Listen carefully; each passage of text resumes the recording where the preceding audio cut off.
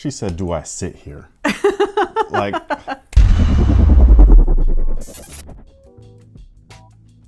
What's good, guys? My name's Chris. I'm Jody. This is Mrs. Wing. Today, we weren't going to do this. We got other stuff that we're supposed to film. It's like So right behind us and everything. But yesterday was Sunday. I don't know when this video is going up, by the way, but yesterday was Sunday. And it was the premiere, the early premiere. This wasn't supposed to air till the summer. Oh. Yeah, so we all got a little bit of a treat in Merry this mess. Christmas. Happy Hanukkah!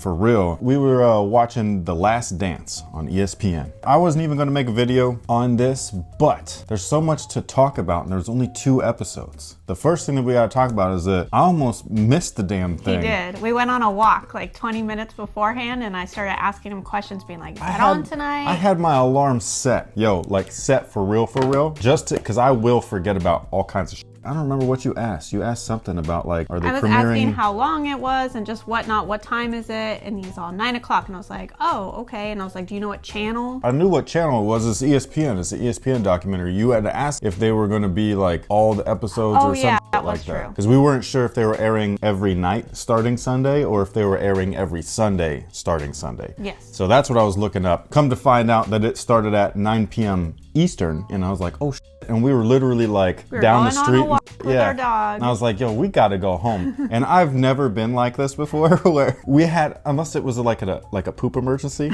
Okay. Just being real. Okay. But like, since we've been together, there's never been a time when I've been like, babe, we got to go home. It was nice because usually that's me being like, I need to watch my show.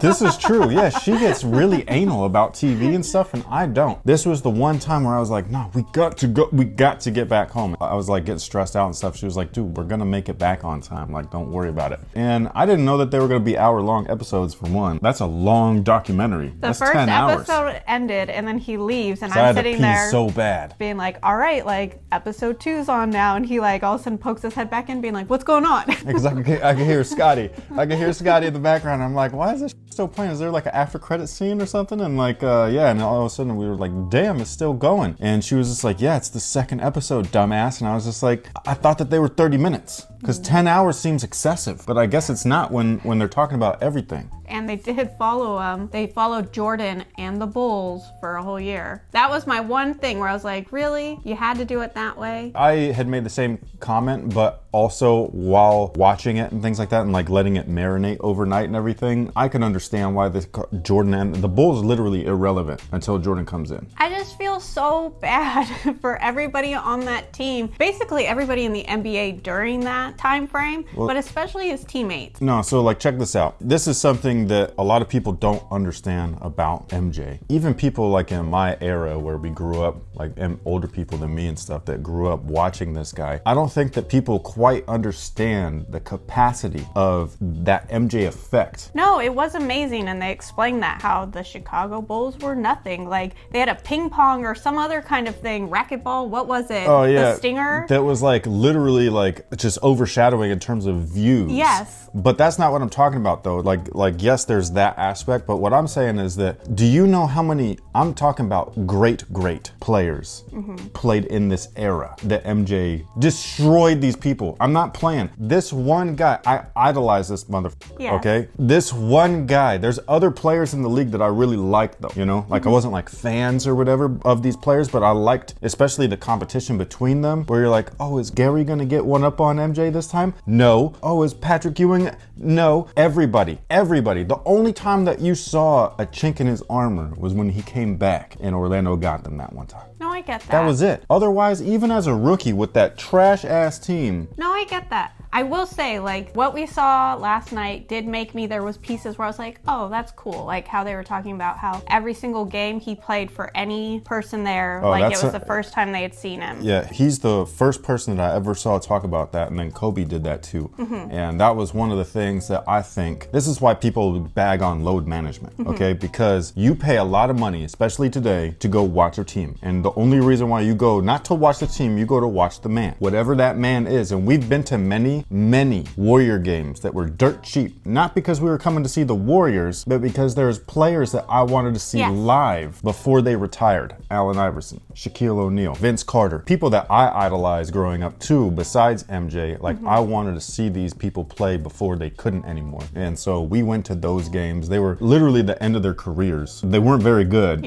but bucket list. I got to see AI live. To me, that was like amazing. So for a player to be like that from start to finish, even in the Wizards days. So I thought that was very cool. I felt bad though for his fellow teammates, like what was it, the McDonald's thing and the tour or whatever, where they went overseas and everything's all about him. And it's just like, hey, I'm like his roadie or something is how I felt the other players. But you have to give like mad respect to Jordan though, because he didn't act, you know what I'm saying? When that one guy tried to get his autograph, he did. That was because he was press, for one.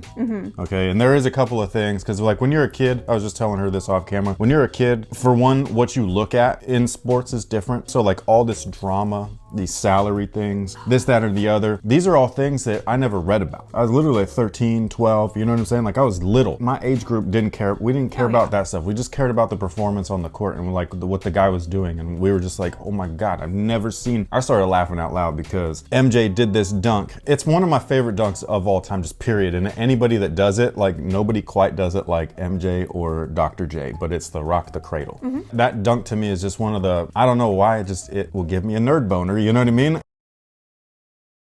And he did this dunk, and the announcer. The announcer, who's a professional announcer, literally like nerdgasmed on air, being like, "Oh my God, what was that?" Like, and then, like I was just like, for real. Like, could you imagine being that dude back in the day trying to do your job, and you basically, like what he was saying, Black Jesus in front of you. I've had that moment one time, okay? Well, twice technically, but one time like real close. The second time it was, I just couldn't believe I was there. The first time that it happened was with the 29 Air Jordan event. I was invited by the brand to see and play in the shoe and stuff. I got to go to this guy's house. It was one of the craziest experiences of my life. I was hooping on the court where I would see these things in the documentaries back then, like the VHS tapes. I played real well that day. I was hitting all kinds of shots. I was starstruck in the actual presentation when MJ himself walked onto the stage, and I was like, what the because he never goes to those things. He doesn't need to. He's retired on top of that, like been retired. So he was at this place. I wasn't even close, man. I was way the back there and I started shaking. I got the camera and stuff.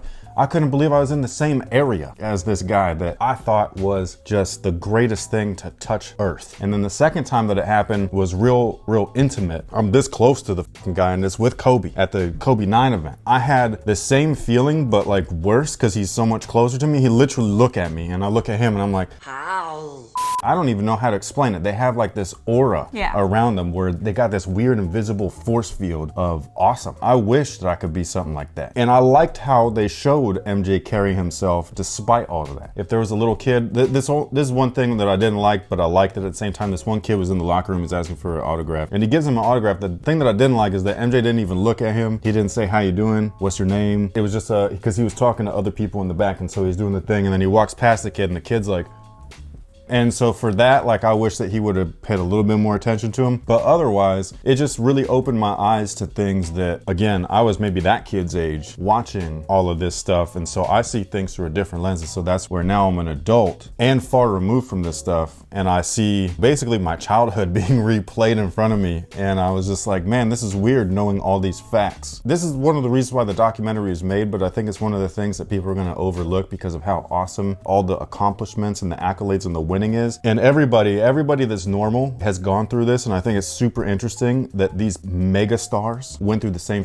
where you have to go to work every day and you hate going to work. Oh yeah. You hate going to work. You hate that motherfucker that you work for. Yeah. You know, like that dude is the biggest ever. You want to just The only difference is that these guys knew for a fact that they were the ones running the ship. And so I liked hearing, because Scotty's real quiet, and I've met him before in person. He's super nice and everything. Like everything that you see of him on TV, he's exactly like that in person. He's super cool. If you ask him for a picture, he shakes your hand. He says, "Sure, man." And then, like, cause he got the deepest voice I ever heard, man. It was really nice hearing that he was in the back of the bus talking shit to that fat. You know what I mean? Cause that dude was treating these dudes like a bunch of slaves, man. And that's fucked up. Since we're kind of in that topic, I'm very uncomfortable with the fact that we get to know all of these guys' salaries. And I think that's weird because in regular work, that's like... You're not supposed to talk about it. Majorly frowned upon. You don't ask how much somebody else is making. I know, but in regular work, you're not the billionaire or the millionaire. Yeah. Like we were working at the movie theater, that's where we met, right? So everybody that comes and pays a ticket price and buys popcorn or whatever, they're not coming to see us. No. You know what I'm saying? So like while their money is going towards our hourly wages, we're not the attraction. No, I know, but I just don't think it's fair that not only does everybody and their mom know how much everybody was paid, but then it was analyzed and like put everywhere. Yeah, I mean, it is what it is. That's the way that professional sports is. Yeah. It's almost like they're for the people. Yeah. You know what I'm saying? And that's what I mean by like when people are coming to a movie theater or coming to whatever your job is, the car wash, whatever. People are not coming for you. They're coming for the service. And you're just there to make the service go smoothly, right? Versus an athlete or a professional. This sounds really bad, but like they're kind of there for our entertainment. Oh, yeah. You know what I'm saying? Which is how these guys were approaching it. Like MJ and stuff being like, yo, somebody did really pay hard-earned money. There was these little kids, the little girls, the girl and the boy. Yeah. Where they were like, hey, we could have Christmas presents? Yeah, we want to see the Bulls, you know what I mean? And it's just like, that's the reality of it. And so in that sense, I do understand, but I do agree with you too, where it's weird. It's awkward is what it is. Yeah. Especially when they show what Scottie was getting. Right. And I'm like, because Scottie Pippen to me, all of his accolades that they put up, second, first, second, like... Besides that, because I would watch this guy with MJ, and there was not a lot of players that I really, really loved. There's literally a handful. There's guys that I really respect, but the players that I love,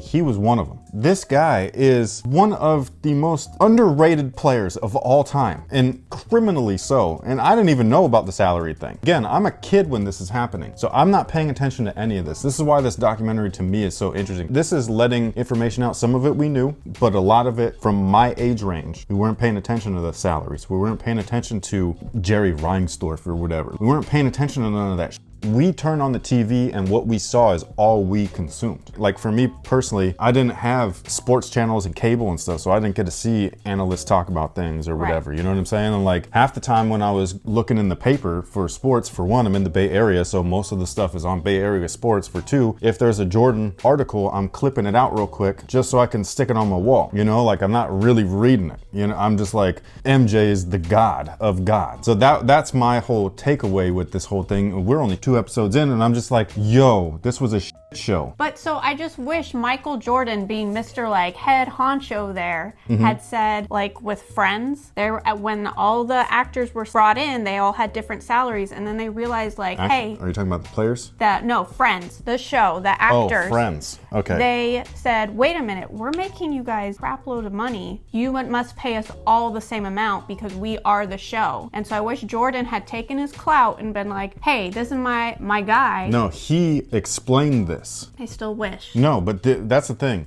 This is why I said that these guys, these owners, and this is what the Players Association is all about, where no more can you treat these people like they're slaves. Yes, they're getting paid a lot of money.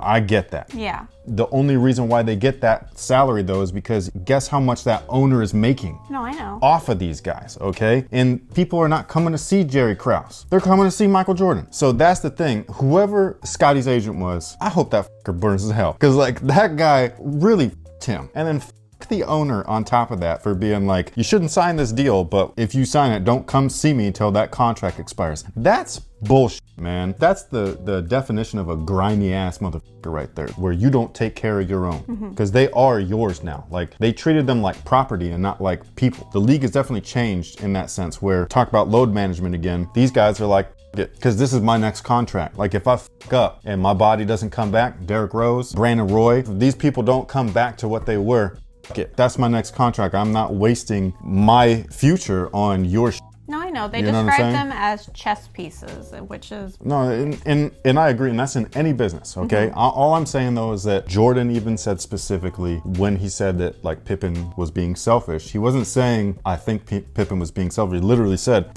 Scottie, was being selfish. It's a fact. And so he sat himself out and got that surgery when he should have, because now I'm by myself and he knows this. Like, I think that people make memes being like, there is no championships with MJ without Scottie. Do you know who knows this the most? Jordan. He knows. He was there the whole time. He don't ever shy away from it. He straight up said right in the beginning of the doc, if you mention my name, Michael Jordan, right afterwards, you should be mentioning Scottie Pippen. Straight up. I just wish... That's him using his clout. I wish he had used his clout more so that he could have gotten a new contract. The guy straight up said, the owner, okay, I am not changing the contract. You sign the contract, you're sticking with the contract. Jordan said that himself. He said, you ain't changing his mind. Do you know who else was criminally underpaid for most of his career? It was MJ. If it wasn't for all of his endorsement deals, he wouldn't be making that much money. And it wasn't until, I think it was like 96 or 97, something like that, that last season, that's when he came and he was just like, I ain't playing unless we getting paid. And that's when he got his final 1 year. He got a 1 year contract. Michael Jordan, they signed him to a 1 year contract. That's not even heard of today. Nobody's signing anybody unless you're an old ass vet and they know that they're just using you to get butts in the seats. That's it. All I'm he got paid good one time. It wasn't a we, it was a me. Still though, still. His agent is not Scottie's agent. And MJ looked out for Scottie as much as he could. I really liked what we've seen so far. It was interesting because I was kind of like, you want me to sit down for 2 hours and watch Michael Jordan? Like, oh my God. And I have to say, like, I think it was like towards the end of the first episode when they straight up like did with the announcer and everything. I had like an emotional, like, I was like, man, because I for a split second thought I was like 13 again. That sound and the ding ding ding ding, that music or that instrumental that they use before they bring out Michael Jordan, and the way that I was just like, yo, I never thought that I'd be able to hear that again, unless you go back and like you watch a YouTube video or whatever, but like to see it, like, because this is all new content to us basically. Yeah. So it felt like I was watching this all over again, 13 years old, 12 years old for the first time, and I was just like, man, this is amazing. I could not believe how much footage they had. They had footage all the way back in the UNC days. Like, who knew to film this stuff? I was really impressed with the guys who did film everything, how crisp and clean everything was, because whenever you watch old footage of games, I'm like, how did people watch basketball on TV? It's so awful looking. It's grainy, the lights swoop. Yeah, no. So it was very like interesting seeing both at the same time. And we're only 2 episodes. I cannot wait for the Dennis Rodman episode. Do you think that's next week? Yeah, that's episode 3. Excellent.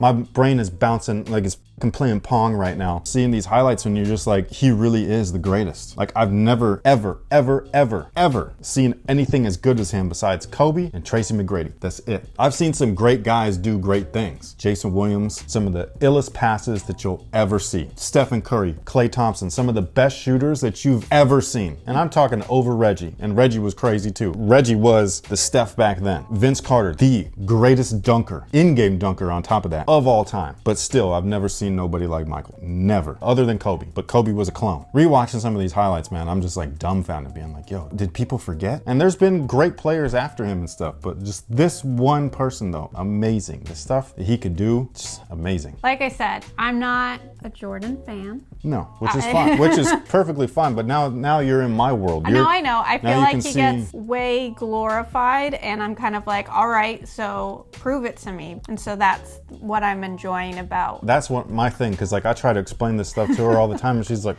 I don't care. You know what I mean? Like all this stuff, and I'm just like, no, but you had to have been there. Like you had to have been there. You had to have seen it. Yeah. But she didn't. No. It's still really edited. Yeah. So you really didn't see it like from my eyes, but at least, because even watching it now, it's not from those eyes. No. You know, it's a new set of lenses on it. Well, I'm curious to see what everybody who sat through this little conversation of ours, what they took away from. Because I'm sorry that it was all over the place. I wanted it to be a little bit more structured, but my brain, like I said, I was like, ugh, you know? Oh, my bad. I could talk forever about this stuff, man. I love this game, man. The basketball is awesome. But anyways, thank you guys so much for watching. Thanks for all the support. Again, share your thoughts down below in the comment section. I'd love to hear your takeaway from everything, just out of the first 2 episodes. Can't wait for 3 and 4. Thank you. And until next time, guys, have a good one. You didn't do no sign off for nothing. It's because somebody made fun of it. I'm so cringy. Who made fun of it? Somebody said I'm cringy. Well, that person, man.